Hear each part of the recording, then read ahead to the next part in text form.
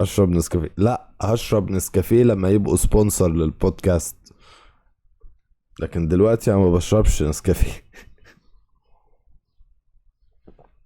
هل النسكافيه هيودي الزغطة؟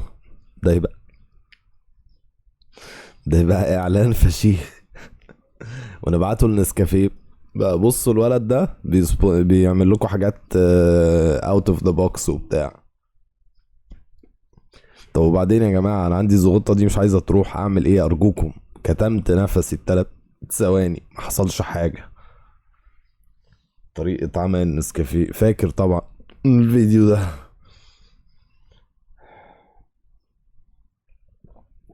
خدت بق نسكافيه ما عملش حاجة. وبعدين طلع لها صوت.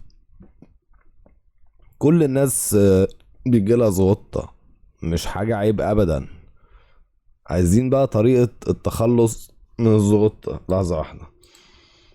how to كيبورد مش شغالة صحيح.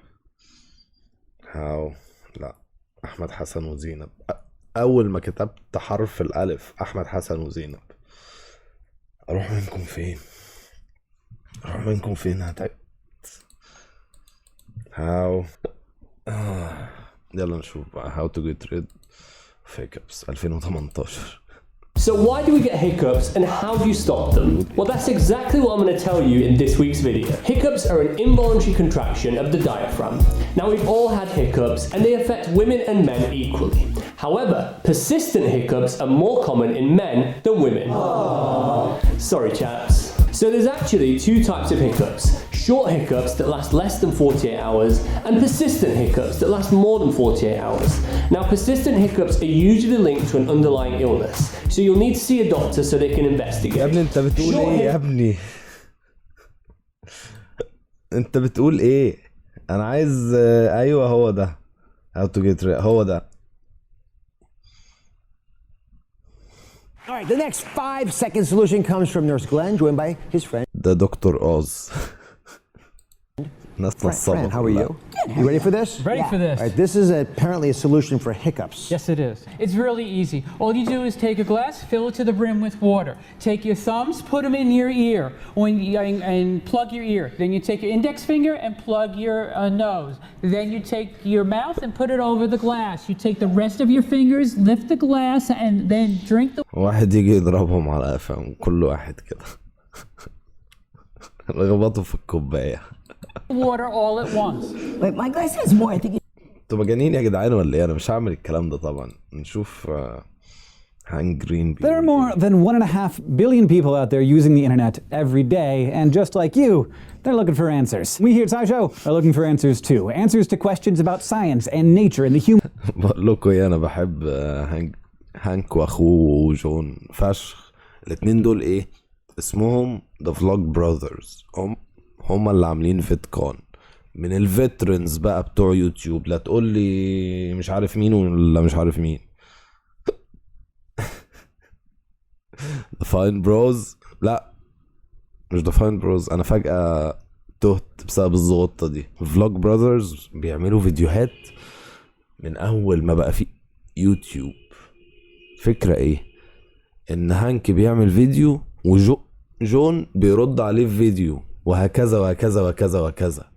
بقالهم سنين شغالين كده، سنين كتير فوق 10 سنين. بعشقهم بقى. عاملين بقى بيزنسز تانية كتير. وجون والله جون وهانك الاتنين بيكتبوا. ما قريتش حاجة ليهم بس هقرا ان في شوية افلام بتتعمل من الروايات بتاعتهم. Human body, Earth, and the universe. So we're المهم بقى هم عاملين حاجة اسمها ساي شو. ساي شو ده فيديوهات علمية وبتاع، تحس ان هم الدحيح بس من غير هزار كتير. working with Google and YouTube to answer 10 of the most popular questions searched for on the internet. This is the world's most asked questions. يعني هيقفلوا لي الفيديو على المزيكا دي. انا عايز اشوف الزغطة بس تشتغل ازاي.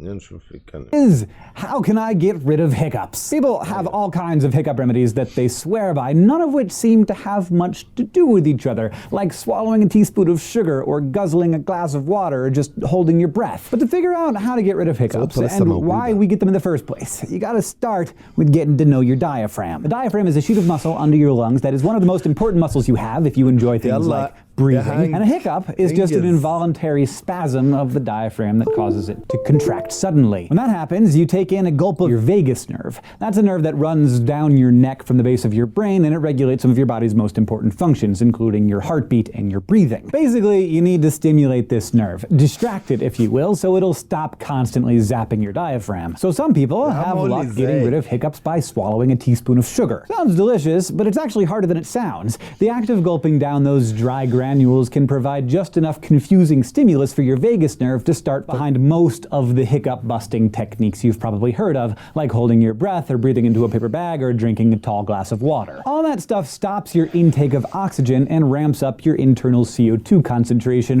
which signals your diaphragm to get its head in the game and fix things. If the human body weren't so weird, it wouldn't be so fascinating. And speaking of hiccup cures, of those of you who filled out our SciShow survey, 54% said that holding your breath was your preferred method of relieving hiccups, while at a close second was drinking water, with 37%. We're loving answering these questions, but of all the questions in the world, what questions do you المهم يعني بيقول لك برضو اكتم نفسك وبتاع، ما انا كتمت نفسي.